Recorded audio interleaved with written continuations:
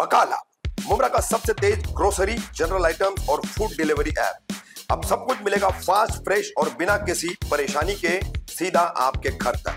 आज ही डाउनलोड करें बकाला और महसूस करें लाइटनिंग फास्ट डिलीवरी का नया एक्सपीरियंस। डाउनलोड लिंक डिस्क्रिप्शन में है या फिर आप सीधे प्ले स्टोर में जाके बकाला सर्च करके डाउनलोड कर सकते हैं। अब देर किस बात की? रामुडी नेता जमील शेख हत्याकांड की होगी दोबारा जांच। विधायक जितेंद्र आव्हाड की मांग पर मुख्यमंत्री देवेंद्र फडणवीस ने की विधानसभा में घोषणा।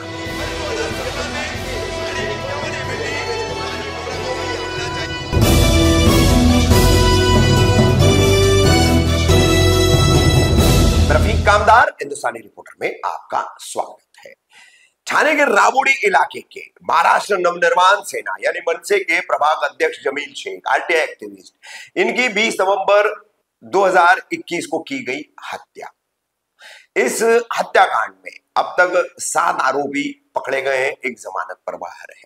2 अपराधी अभी भी इसमें वांटेड बताए जा रहे, फरार। जबकि परिवार का आरोप है, मृतक जमील शेख की पत्नी, उनकी दोनों बेटियां, उनके तमाम भाई, भांजे, भतीजे, बहनोई, पूरे परिवार का आरोप है। और एफआईआर में दर्ज भी कराया गया है कि यह हत्याकांड जो है स्थानीय राष्ट्रवादी कांग्रेस पार्टी अजित पवार गुट के नगर सेवक, मौजूदा ठाणे जिला अध्यक्ष नजीब मुल्ला ने सुपारी देकर करवाई है। बहरहाल तमाम हिस्ट्री आपको इस केस की पता है, इस पूरे मामले की आप तक हम खबरें लगातार पहुंचा रहे हैं।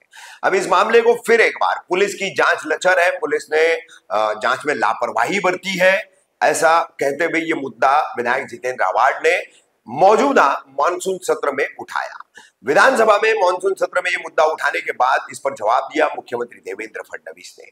और मुख्यमंत्री देवेंद्र फडणवीस ने बताया कि सबूत जो सामने आए हैं उसमें जो आरोप है, उन आरोपों का और सबूतों का संबंध नहीं लग रहा है, इनमें विसंगतियां हैं, जिसके चलते नजीब मुल्ला की गिरफ्तारी नहीं हुई है। फिर भी इसके बावजूद ऐसा है तो मैं दोबारा इस मामले की जांच करने के आदेश दूंगा और इस मामले की दोबारा जांच कराई जाएगी। किस तरह से विधानसभा में यह मामला उठा है और कैसे मुख्यमंत्री देवेंद्र फडणवीस ने जमील शेख हत्याकांड की दोबारा जांच के आदेश दिए हैं, देखिए। एका ठाण्यातल्या प्रकरणाकडे हात घालतोय। अध्यक्ष महोदय,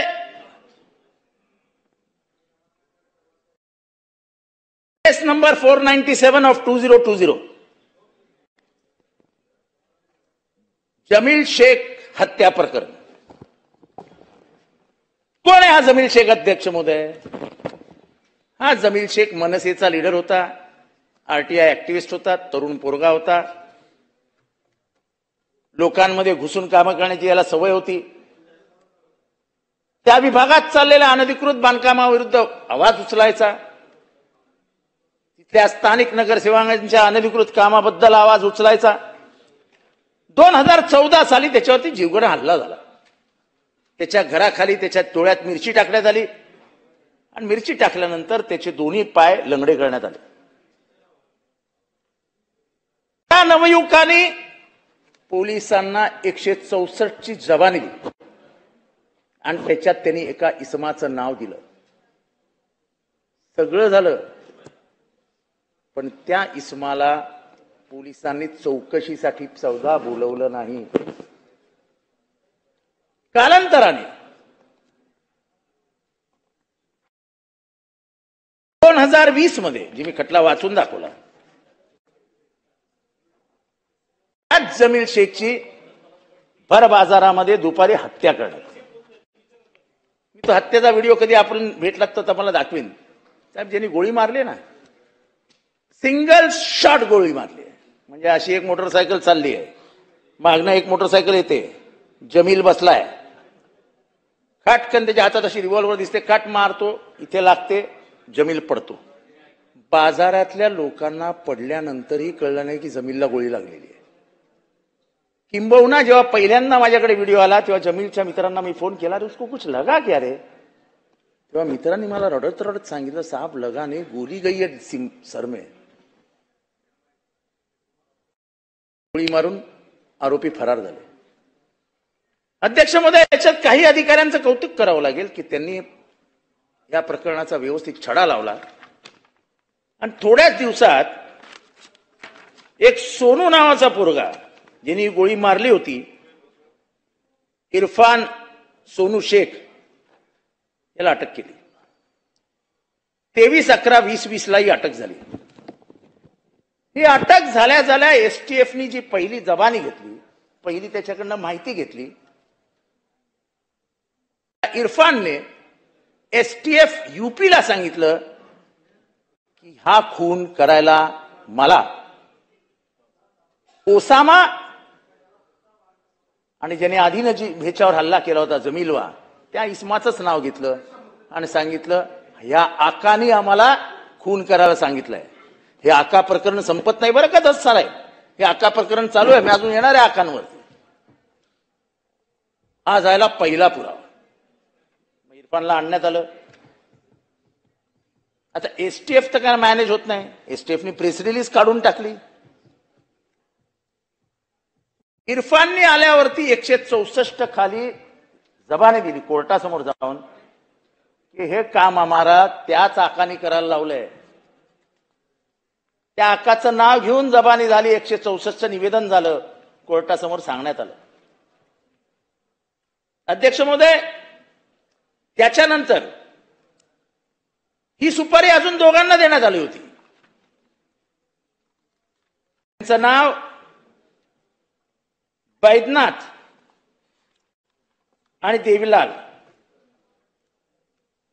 त्या दोघांनी सांगितलं, साहेब आधी ही गोळी मारण्याच्या आधी की आम्हाला ही ओसामानी सुपारी दिली होती. आम्ही जमीलच्या घराची रेकी केली होती, पण त्याच्या घरासमोर सीसीटीव्ही कॅमेरे असल्यामुळे आम्ही 3 दिवस एरियात राहिलो, पण आमची गोळी मारण्याची हिंमत झाली नाही. पुढे जाऊन ते सांगतात की हा काम आम्हाला त्याच आकानी करायला लावलं होतं, पण त्यांनी सुपारी वाजवली नाही.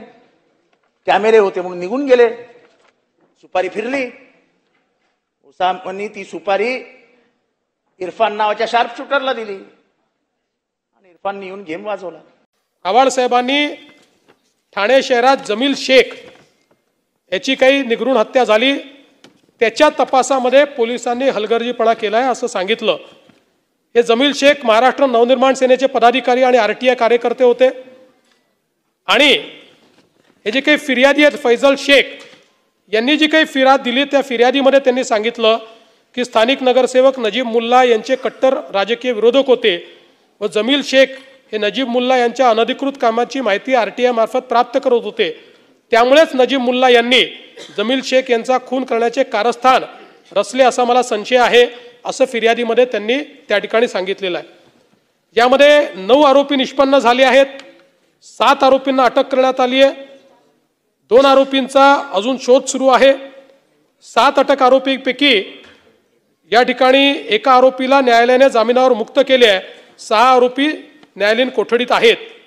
आणि आपण जे या ठिकाणी सांगितलं की यामध्ये जो मुख्य आरोपी आहे त्याने नजीब मुल्ला यांचं नाव घेतलेलं नाही, पण 2021 मध्ये 3 साक्षीदाराने 164 स्टेटमेंट दिलेलं आहे आणि त्या 164 स्टेटमेंटमध्ये या तिघांनी नजीब मुल्ला याचं नाव घेतलेलं आहे.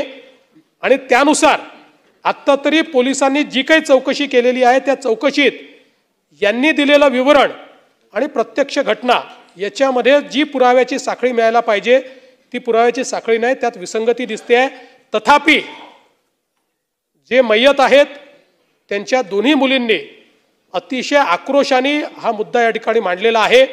आणि म्हणून पुन्हा एकदा याची चौकशी ही निश्चितपणे या ठिकाणी स्वतंत्रपणे केली जाईल आणि या सगळ्या पुराव्यांना पुन्हा एकदा पडताळून कुठेही जर यामध्ये संबंधित व्यक्तीचा सूत्रामही संबंध असेल तर त्यांच्यावर कारवाई केली जाईल.